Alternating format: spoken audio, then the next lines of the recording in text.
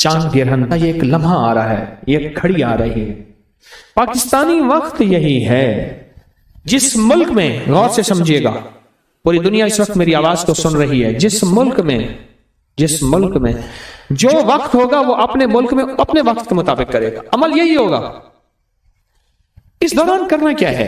اس دوران ہم نے دعا میں لگ جانا ہے، نفل میں لگ جانا ہے، تسبیح میں لگ جانا ہے۔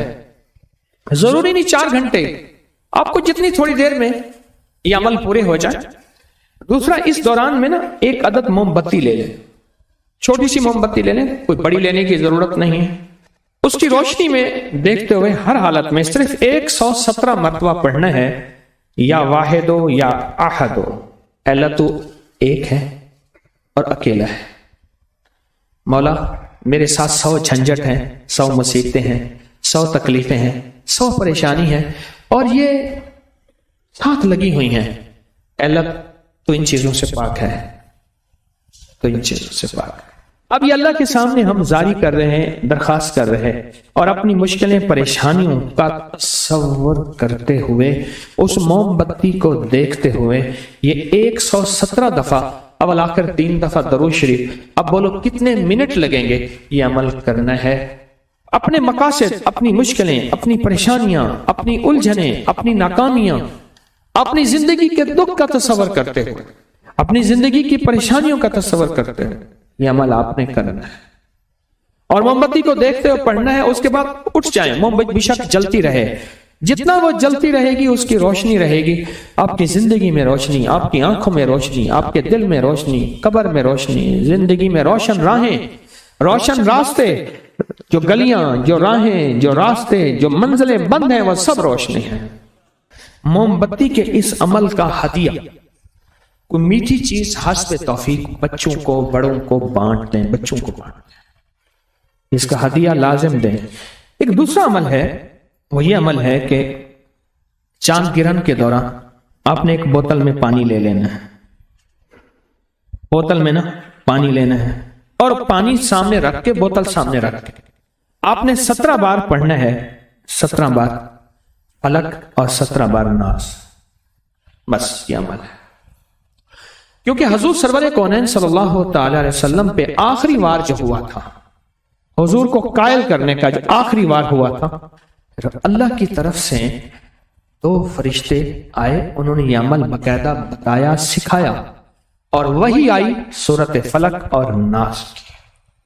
اب یہ جو فلق اور ناس جو اتری تھیں، آج بھی قیامت تک کوئی بندہ ایسا ہے جو زندگی کی بندشوں، پریشانیوں، ناکامیوں، مشکلات، مسائل، الجھنوں میں مبتلا ہے، آج بھی کوئی بندہ، اور وہ کہتا ہے میری زندگی تلخ ہو گئی ہے، اس سے کہیں ابھی ایک ساتھ آنے والی ہے، چاند گرہن کی، ایک بوتل سامنے رکھے، اس میں پانی رکھے، اور کیا پڑھے؟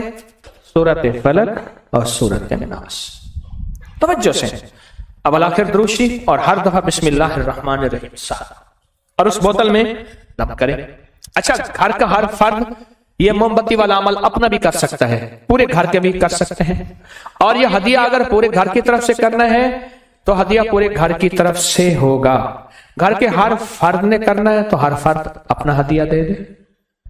اسی طرح یہ جو فلق اور ناس کا عمل ہے، یہ بھی گھر کا ہر فرد کر سکتا ہے، اور چاہیں تو پورے گھر میں سے ایک فرد بھی کر سکتا ہے۔ 17 دفعہ فلق اور 17 دفعہ سورۃ الناس، اس کا ڈھکنا کھلا رکھیں اور توجہ سے یہ اس پہ دم کر دیں۔ کیا کر دیں؟ اور اس کا جو ہدیہ ہے وہ بھی پانی ہے، پانی کا ہدیہ بھی پانی ہے، پانی کا ہدیہ بھی پانی ہے۔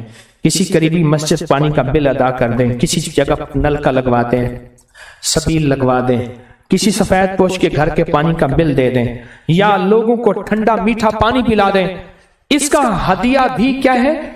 پانی ہے۔ اور یہ بیماریوں کے لیے، تنگ دستیوں کے لیے، الجھنوں کے لیے، جھگڑوں کے لیے، نا اتفاقوں کے لیے، آنے والی مصیبت، اس پانی کو آٹا گوندنے میں، چائے بنانے میں، پینے میں، کرنے میں، دیواروں پہ نہ پھینکیں، گھر میں پاؤں نہ آئے، باقی ہر جگہ اس کو پینے، کھانے، پکانے میں، پینے، کھانے پکانے میں اس پانی کو بڑھاتے جائیں، استعمال کریں، اور کوئی دم والا پانی پڑا ہے تو اس میں ملا لیں، ایک ہی ہو جائے۔ اب تیسرا عمل اور آخری عمل سنیں، چھوٹا سا عمل ہے۔ آپ نے حزب البحر جو ہے وہ پڑھی، یہ حزب البحر کے اسماء حسنی ہیں، یا اللہ یا علی یا عظیم یا حلیم یا علیم، یا اللہ یا علی یا عظیم۔ آیت الکرسی کی آخری آیت ہے، یہ اس کے اسماء حسنی، یا علی یا عظیم یا حلیم یا علیم، یہ حزب البحر کے آخری الفاظ ہیں۔ بس آپ کیا کریں گے اس دوران میں؟ اب اللہ کے 3 دروشی پڑھ کے نا آپ نے صرف 140 مرتبہ گڑ گڑا کے پڑھنا۔ یہ بار بار بات لفظ کر رہا ہوں، گڑ گڑا کے، بھکاری بن کے، محتاج بن کے، یہ لفظ بار بار عرض کر رہا ہوں، بار بار عرض کر رہا ہوں۔ بس اپنے مقاصد مسائل کا تصور کر کے، اور اس کا ہدیہ 7 عدد جنس ہے، مثلا گندم، جوار، مکئی، باجرہ، جو، چاول، مونگ وغیرہ، یہ 7 عدد حسب توفیق آپ پرندوں کو قبرستان میں کسی صاف جگہ پہ کہیں ڈال دیں، حسب توفیق، اسی دن ڈال دیں، دوسرے دن ڈال دیں، ضروری نہیں، یہ تینوں ہدیے دوسرے دن بھی کر سکتے ہیں۔